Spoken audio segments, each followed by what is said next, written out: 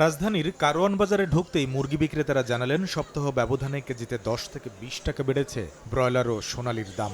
কারণ হিসেবে সম্প্রতি ফেনী নোয়াখালী অঞ্চলে আকস্মিক বন্যায় খামার ক্ষতিগ্রস্ত হওয়াকে দায়ী করছেন তারা, যদিও তাদের এই দাবিকে অযৌক্তিক বলছেন ক্রেতারা। গত সপ্তাহের তুলনায় এই সপ্তাহে কেজি প্রায় 10-15 টাকার মতো বাড়ছে।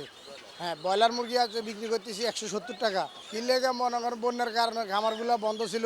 আমার মনে হয় না কোনো যৌক্তিকতা আছে, আর বাজারে প্রচুর সাপ্লাই আছে। এই সপ্তাহে এসে ডিমের বাজারও ঊর্ধ্বমুখী। হুটহাট দাম বৃদ্ধির সঠিক কারণ না জানলেও পাইকারদের ঘাড়ে দায় চাপাচ্ছেন খুচরা বিক্রেতারা।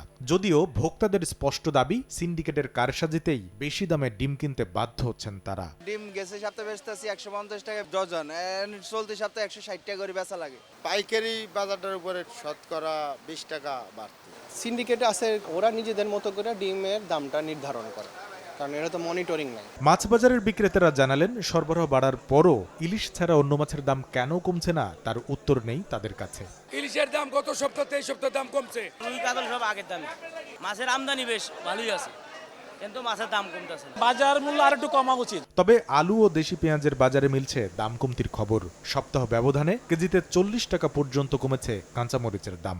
আজকে 160 টাকা কেজি, তো গত সপ্তাহে ছিল 180 থেকে 200 টাকা। পাবনার পেঁয়াজ 12 টাকা 14 টাকা এরকম আসছিল, আজকে 110 টাকা। ভারত হলো 106 টাকা কেজি আর পাকিস্তান হলো 92 টাকা কেজি। কম মনে পারো না। যদি প্রাইসটা একটু আমাদের আয়ত্তে আসতো, আমরা আর একটু ভালো থাকতে পারতাম। আলুর দাম আগে ছিল 48-49, এখন 46-47। এদিকে সবজির দাম কমতির দাবি বিক্রেতারা করলেও ক্রেতারা বলছেন উল্টো কথা।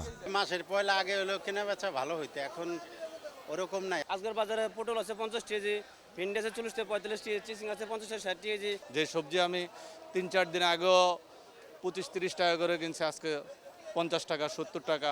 দামটা প্রথম কিছুদিন মানে আন্দোলনের পর থেকে কিছুদিন একটু কমছিল, কিন্তু না আবার আগের দামে চলে গেছে।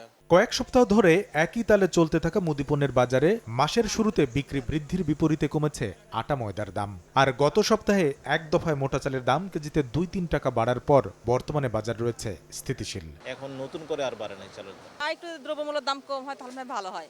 আটার দাম কমছে, চিনির দাম কমছে। কামরুল হাসান সবুজ, সময় সংবাদ, ঢাকা।